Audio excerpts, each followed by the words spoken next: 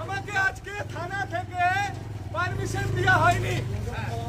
আমি এখানে আম জনতা উন্নয়ন পার্টির প্রার্থী, আমার নাম শোয়েব কবির। দরকার নেই মাইকের পারমিশন নাই। এর কারণ হচ্ছে যে আমাদের হাফিজুল ভাই ছিল হরেক নগরের, ওই হরেক নগরের ভাইকে ওরা একটা পেপার ফাইন করে দিয়েছে যে তুমি যদি এই সভাটা করতে চাও তাহলে তোমাকে অ্যারেস্ট করা হবে। হাফিজুল ভাই সেই ভাই আমাকে বারবার বলতে পারছিল না।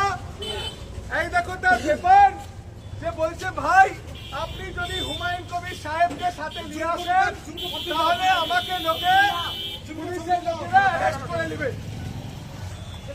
এখান থেকে বোঝাই যাচ্ছে যে পুলিশ থানাকে কারা চাপ দিয়ে এই কাজটা করার চেষ্টা করছে।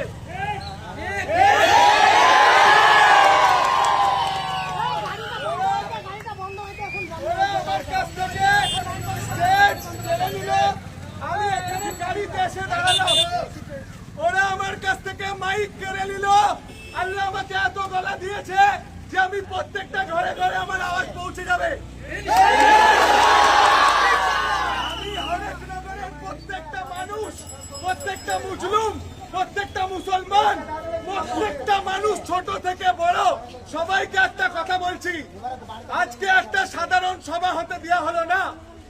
বেলডাঙ্গাতে যখন রাইটস লেগে যায়, বেলডাঙ্গাতে যখন সাধারণ মানুষ মারপিট করে, একে অপরকে খুনাখুনি করে, তখন কোনো পারমিশনের দরকার হয় না। আমি একটা সভা করলাম, আমাকে করতে দেওয়া হলো না।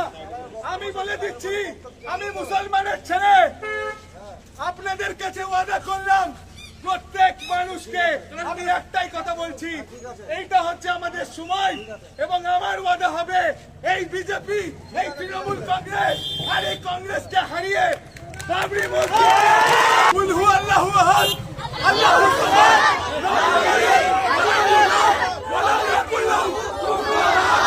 ওই আল্লাহকে ছাড়া কাউকে ভয় খাই না। তুমি আমাকে সমুদ্রে ফেলো, আমি তোমার জমিন নেবো, তুমি আমার জমিন নাও, আমি তোমার আকাশ নেবো, তুমি আমার আকাশ নাও, আমি তোমার মাটি নেবো। আজকে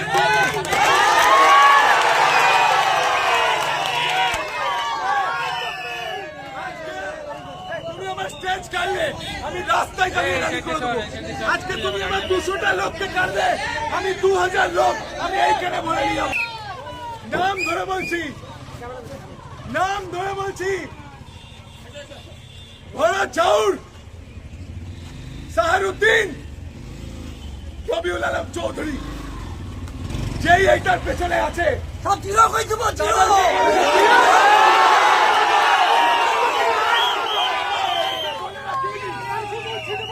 তাদেরকে বলে রাখি কতদিন মাথা কাটবে কাটুক না, তাদেরকে বলে দিব যা যা বলে দে তোর পা পেটে